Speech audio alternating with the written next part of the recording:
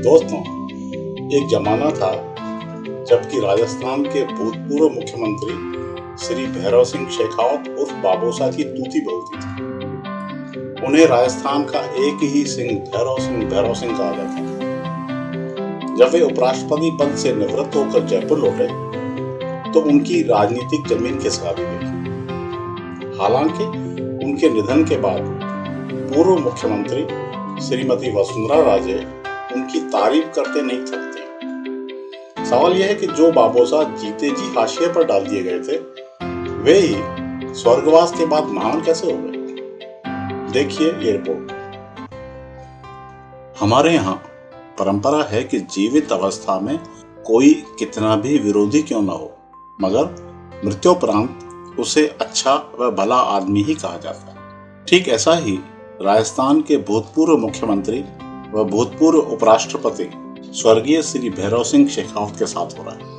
हाल ही जयपुर के बिरला सभागार में पूर्व आईपीएस बहादुर सिंह राठौड़ द्वारा लिखित पुस्तक धरती पुत्र भैरव सिंह शेखावत के विमोचन समारोह में पूर्व मुख्यमंत्री श्रीमती वसुंधरा राजे ने बाबोसा के नाम से प्रसिद्ध रहे स्वर्गीय श्री शेखावत की जमकर तारीफ की, जबकि सर्वविदित है कि जीते जी उनके साथ ना इत्तेफाकी खूब चर्चा में रही। भले ही व्यक्तिगत व सार्वजनिक रूप से उनका कितना ही सम्मान करती हूँ।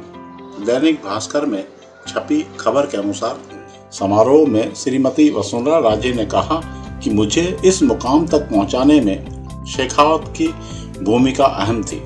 मैं उनकी चलती फिरती राजनीति की पाठशाला की विद्यार्थी थी, जिससे राजस्थान के कई नेता राजनीति की तालीम लेकर निखरे हैं। मैंने उनसे सीखा कि सच्ची राजनीति अगर करनी है तो राजनीति को सेवा नीति में बदलो। ये वही वसुंधरा हैं जो राजस्थान में सिंहनी की भूमिका में थी। उनके इशारे के बिना प्रदेश भाजपा में पत्ता भी नहीं हिलता था। आज भी भाजपा में उनके मुकाबले दूसरा नेता नहीं है। कुछ ऐसा ही राजस्थान का एक ही सिंह भैरव सिंह का भी रुतबा रहा है। वे जब उपराष्ट्रपति बनकर दिल्ली गए तो प्रदेश की चाबी वसुंधरा राजे को सौंप गए, मगर वे जब रिटायर होकर लौटे तो उनकी पूरी जमीन खिसक चुकी थी। राजस्थान का यह सिंह अपने ही प्रदेश में बेगाना सा हो गया था। इस प्रसंग में यह बताना अत्यंत प्रासंगिक रहेगा कि शेखावत ने वसुंधरा राजे के कार्यकाल में ही भ्रष्टाचार के खिलाफ मुहिम की शुरुआत की थी। यही वसुंधरा राजे को नागवार गुजरी। सब जानते हैं कि शेखावत की इस मुहिम का उदाहरण देकर कांग्रेस ने वसुंधरा राजे के कार्यकाल पर सवाल उठाने शुरू कर दिए थे। वसुंधरा अपने कार्यकाल में इतनी आक्रामक थी कि भाजपाई शेखावत की परछाई से भी परहेज करने लगे थे।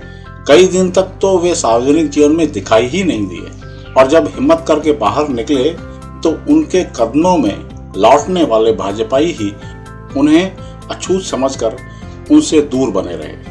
वसुंधरा का भाजपाइयों में इतना खौफ था कि वे जहां भी जाते इक्का दुक्का को छोड़कर अधिसंख्य भाजपाई उनके पास फटकते तक नहीं थे।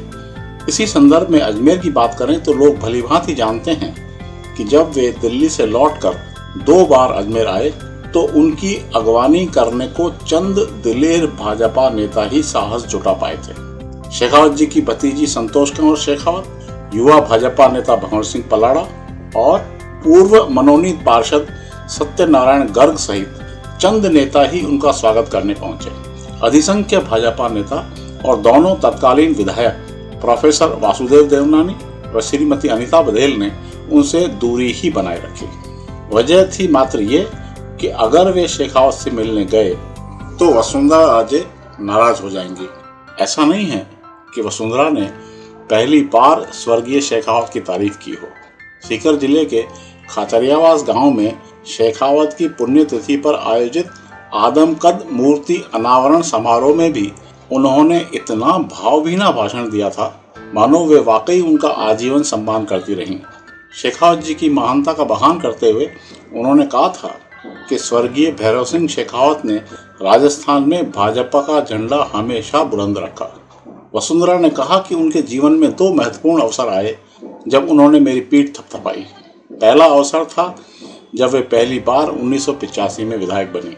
शेखावत जी ने फरमान जारी कर दिया कि हिंदी में बोलना है। हिंदी में स्पीच देना बहुत कठिन था, पर डर था शेखावत जी का। तैयारी करके बोली तो मेरी पीठ थपथपाई।